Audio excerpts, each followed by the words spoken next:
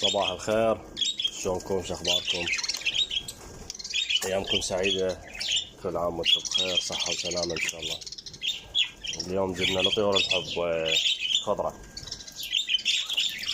هاي دنيا الصبح هسه، طبعا لقيتهم بدون ماي، هسه خليت لهم ماي. هاي شلون يحبون الخضرة وياكلونها.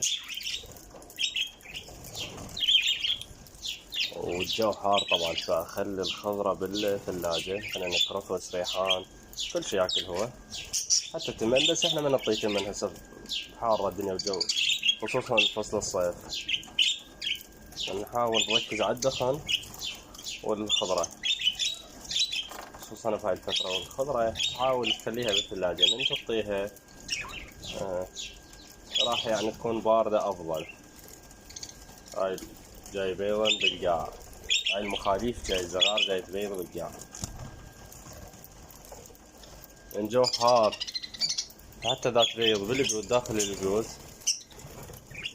صراحة هذا ما تقف عليها هيك خالي بلاش. هذا أنا هم ما شلت البيوت عفتهن لهن، لأن إن شاء الله هسه هو بعد على التاسع يبدأ التبزير مالته هذا، وواحد يحصل له فرخة منهن. وإذا ياكلون خضرة طبعا هسه أنا شنو نخلي لهن؟ نسوي لهن سقيفة. هاي السقيفة ومن أنا صح حديقة، بس هاي مخلي هذا الثور الأخضر عالة، فيكون أفضل لهن. هذا يكون أفضل. هاي هسه اشتغلنا بالحديقة قبل شوية، اشتغلنا بيها، قصصنا الزرع اللي عالي.